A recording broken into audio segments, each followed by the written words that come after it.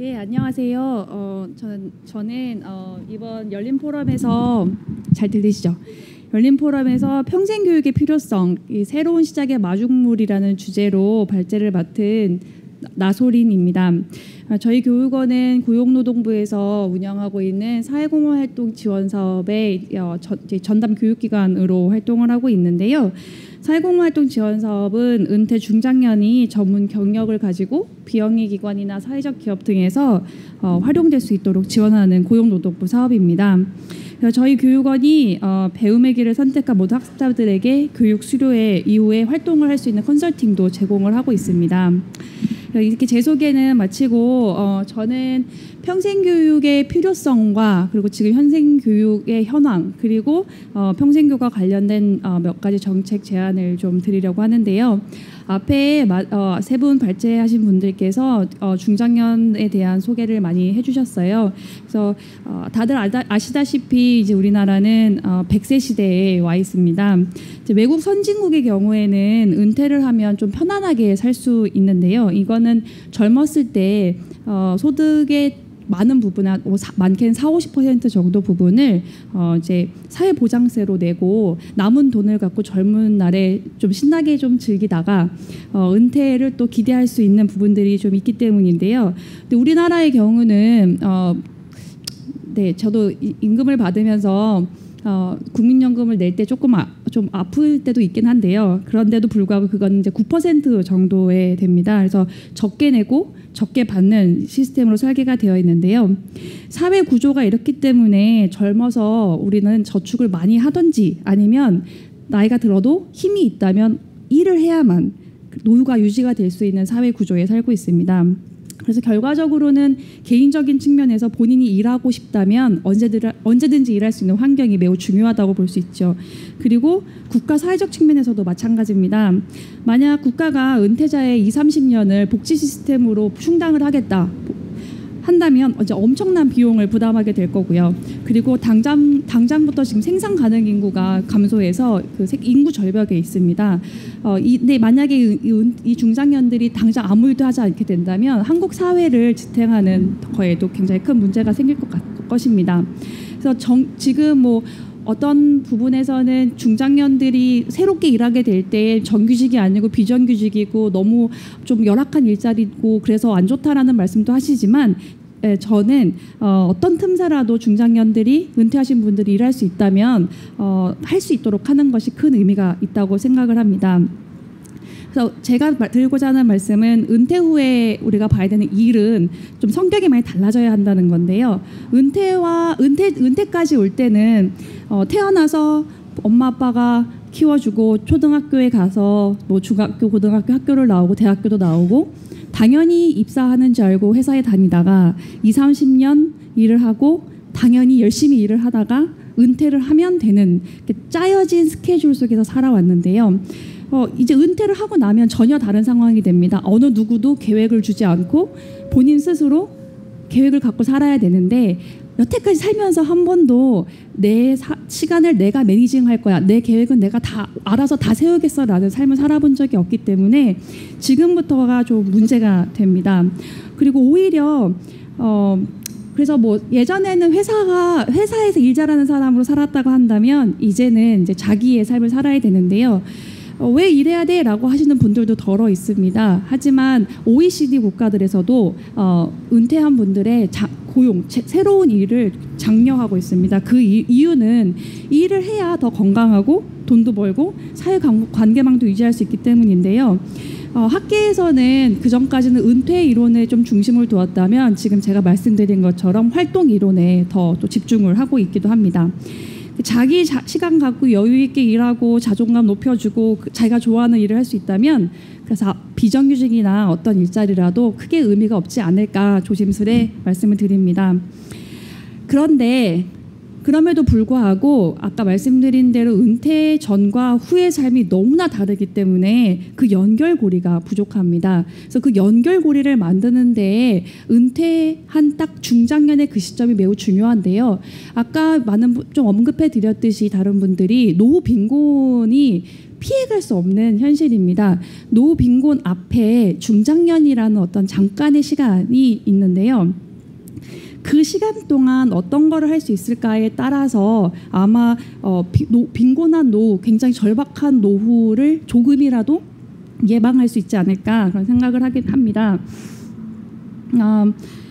이렇게 중장년이 노후를 준비해야 되는 시점에 있어서 평생 교육이 갖는 의미가 매우 크다고 할 수 있는데요. 어떻게 살 거고 어떻게 계획할 것인가 그런 것들에 대한 정보 제공 그리고 동기부여 그리고 그런 것들 이루기 위한 직접적인 교육 이 세 가지는 굉장히 중요한 의미가 있을 것 같습니다. 근데 근로자들에게만 해당되는 문제는 아닐 것 같아요. 은퇴를 하고 나면 자영업들을 많이 하시기도 하는데 아까 고진수 이사님께서 보여주셨던 자료처럼 대한민국의 중장년 이상 세대가 창업을 했을 때 50% 이상 둘 중에 하나는 망한다라고 나타나고 있는데요. 이런 퇴직하고 창업했다가 폐업했다 다시 빈곤이 되는 이런 악순환에 대해서도 사실은 창업 전에 충분한 준비를 할 수 있어야 됐다고 생각을 하고 그것이 평생 교육이 줄 수 있는 기회라고 생각을 합니다. 이거는 조금 더 나아간 이야기긴 하겠지만 보통 변화된 사회에서 이제 경제 활동하고 자아 실현을 하는 이런 상황이 평생 회사에서 일만 했다가 그렇게 나왔는데 그게 어떻게 가능하겠는가라는 고민을 좀 하게 되거든요. 그래서 아까 말씀해 주셨던 그 작년 폴리텍이라던가 이 새로운 그 공약들이나 여러 가지 시도들이 굉장히 의미가 있다고 생각을 합니다. 그리고 고용부에서 지금 추진을 하고 있던 전직 지원이라던가 다양한 은퇴를 앞둔 은퇴에 관련된 지원들이 아직 사회에 제대로 정착되고 인식이 다 넓어지지 않았기 때문에 어떤 고용부의 문제만이 아니라 어떤 교육의 차원에서도 이 중장년이 처한 현실에 대한 고민을 해야 한다고 생각을 합니다. 그리고 그나마 이제 교육 수준이 높거나 소득 수준이 좀 있는 분들한테도 사회생활이라는 경험은 없었기 때문에 여태까지 돈 버는 가장, 회사의 한 구성원, 부장, 이사 이렇게 살아왔기 때문에 어떤 활동을 해야 될지 어떻게 해야 될지 아무 정보가 없습니다. 그래서 이런 중장년들이 어떻게 여가를 활용하고 어떻게 할 것인가에 대한 부분도 고민을 해야 된다고 생각을 합니다. 그래서 이러한 이유로 평생 교육이 중장년에게 매우 필요하다고 생각을 하고 이런 교육을 통해서 앞서 말씀드린 굉장히 빈곤한 노후에 대한 안정적인 준비와 함께 자기 스스로의 존재를 확인할 수 있는 기회가 될 것이라고 생각을 합니다. 지금 우리나라의 평생 교육의 현재를 제가 좀 찾아봤는데요.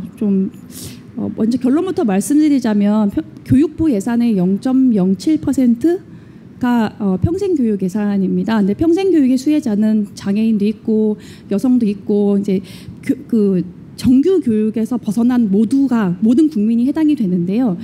물론 그 아이들의 교육과 그런 게 매우 중요하긴 하지만 이제 100세 시대에 노인들이 100세까지 살아가야 되고 학교를 18세, 20세에 끝내고 나머지 80년은 교육이 필요한 상황인데 예산이 너무 적지 않나라는 생각을 했습니다. 그래서 이 부분은 제가 현황과 미래에 대해서는 이 부분은 이렇게 해서 좀 넘어가도록 하겠습니다. 그래서 제가 마지막으로 드리고 싶은 말씀은 사회로부터 단절되지 않고 또 후에 노후 빈곤에 쌓이지 않도록 할 수 있는 평생 교육이 어떠할 것인지 어떠했으면 좋겠는지 정책적인 제언을 한번 해보고자 하는데요. 저도 이번에 이걸 준비하면서 공약을 처음 중장년 공약을 처음 막 찾아봤습니다. 그래서 이번 정부에서는 인생 이모작 설계 지원이라는 공약을 내놓은 바 있는데요. 자세히 살펴보면 근로시간을 단축해서 중장년에서 인생 이모작 준비 시간을 주겠다라는 신중년 근로시간 단축제가 있고요. 그리고 신중년 전용 폴리텍이 있습니다. 그걸 설립해서 창업 지원 프로그램을 돕겠다라는 것이고요. 신중년의 노후 준비와 재충전을 위한 신중년 재충전 센터를 전국에 설치하는 것과 은퇴 후 귀농하거나 귀촌하는 분들을 위한 공공임대 농지, 공공임대 주택 있고 마지막으로 은퇴자 일자리 매칭 시스템의 구축이 있었습니다. 모두 매우 훌륭하고 충분한 고려가 있었을 거라고 생각이 되었는데요. 저는 여기에 교육과 관련된 몇 가지를 좀 추가해 보려고 합니다. 보면 그 희망제작소에서 그 2015년도인가 연구 설문조사를 했는데요. 응답자들이 은퇴 관련 교육에서 일반적인 학습, 은퇴 설계 프로그램, 전문 교육에서 모두 높은 응답을 보였습니다. 그러나 실제로 관련 교육을 탐색해 보거나 교육을 직접 받았는가에 대해서는 비율이 매우 낮은 편이었는데요. 이 갭이 의미하는 거는 여러 가지가 있을 수 있겠지만 나에게 더 깊이 들어가 보면 나에게 맞는 교육 프로그램이 없었기 때문이다라고 답한 사람도 있고 시간이 없다라고 답한 사람이 있었습니다. 이 두 가지는 첫 번째는 지금 정권의 그 신중년 근로시간 단축제는 아마 이런 의미에서 시간이 없었다라는 사람에게 굉장히 의미가 있을 것이라고 보여지는데요. 앞서 말씀드렸던 것처럼 중장년이 갖고 있는 현실에 맞는 교육 프로그램들이 맞춰져 있는 것들이 수요자를 좀 중심으로 고려한 교육 프로그램들이 없었기 때문에 이 제도가 그러니까 신중년 근로시간 단축제가 도입이 된다 하더라도 평생 교육에 대한 고려와 그 예산이 충분하지 않다면 문제가 좀 있을 것이라 나아지는 것이 없을 수도 있다는 생각을 하게 됩니다. 그래서 60세에 이제 퇴직을 할 경우에 통상 이제 20-30년간 이제 그 직장 생활을 해온 것으로 볼 수 있는데요. 일반적으로 이제 직장 생활이 경험이 경륜이 굉장히 풍부하다고 해도 현실적으로 바라본다면 우리 아까 앞서서 4차 산업도 말씀해 주셨지만 사실 항상 정답은 아닌 것 같습니다. 그래서 그런 경험과 기회가 오히려 새로운 분야에서 굉장히 큰 장벽이 될 수도 있는데요.